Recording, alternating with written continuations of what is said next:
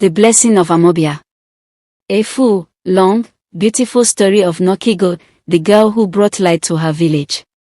In the quiet village of Amawbia, surrounded by tall palm trees and old red earth roads, there lived a young, beautiful, eloquent, chubby African lady named Nokigo.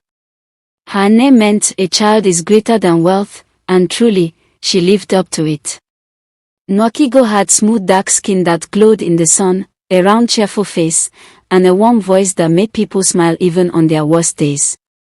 She always tied her colorful wrapper neatly and walked with confidence like a queen whose crown was kindness. But her beauty was not what the village loved most. They loved her heart. Every morning, she woke up before the birds began to sing. She swept her compound, prepared hot pap for her widowed mother, and carried firewood to old neighbors who couldn't walk far.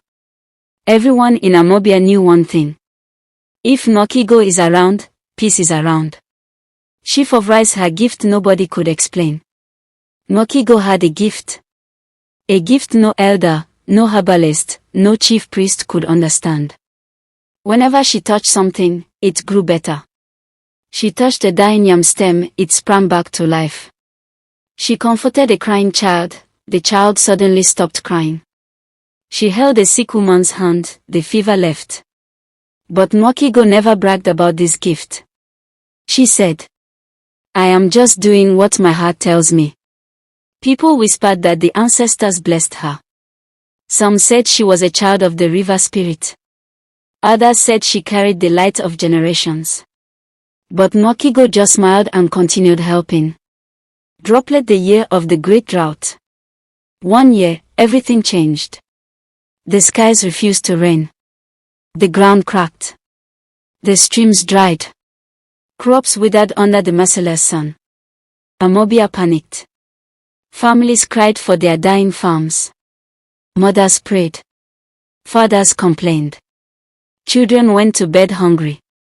The elders called an emergency meeting. The oldest elder, Ogbuefi Madu, said, "This drought will destroy this village. We need a miracle." Everyone looked around the square. And the women whispered, "What of Nokigo?" Nokigo's courage. The next morning, the elders called her. She arrived with her soft steps and gentle smile, tying her wrapper tightly as if ready for battle. "Nokigo," the elders said, "use your gift to help us. Amawbia is dying." Her heart beat fast. She was afraid. She was only a girl, not a goddess. But she couldn't watch her people suffer.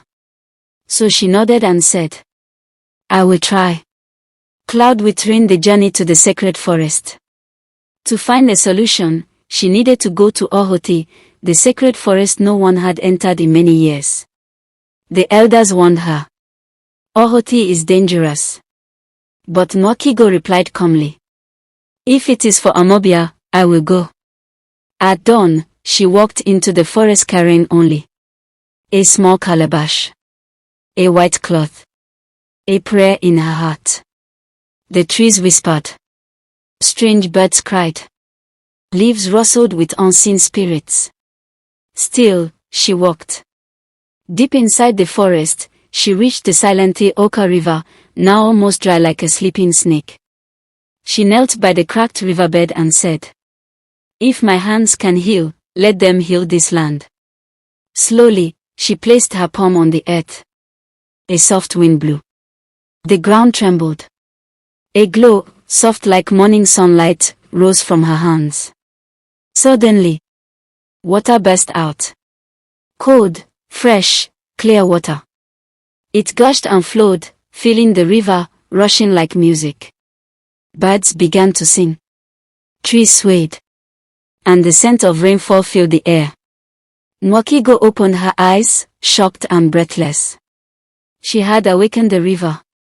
Sun behind small cloud, the miracle that saved Amawbia. When she returned home, the entire village had gathered. And then they saw it. Clouds forming. Thunder rumbling. Cold breeze blowing. And before anyone could say a word, rain fell.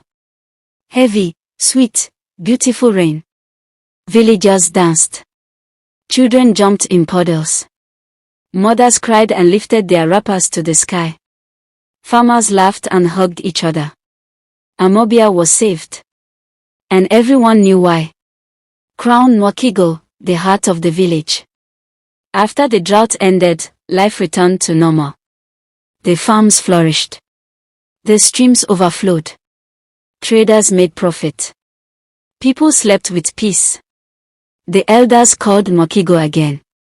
This time, not to beg for help, but to honor her.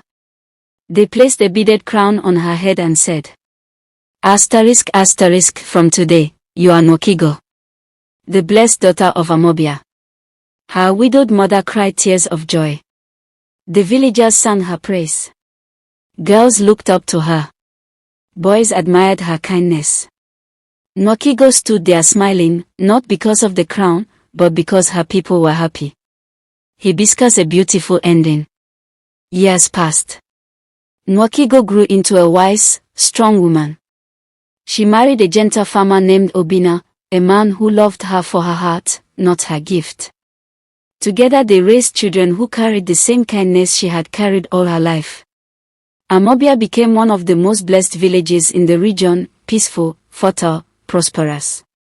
And whenever the sky grew cloudy or the wind blew softly through the palm trees, the villagers would say, "Our daughter, Nwakigo, still walks with the ancestors." She lived a long, joyful life. And her story became a legend. A story mothers told their children. To remind them that one kind heart can save an entire world.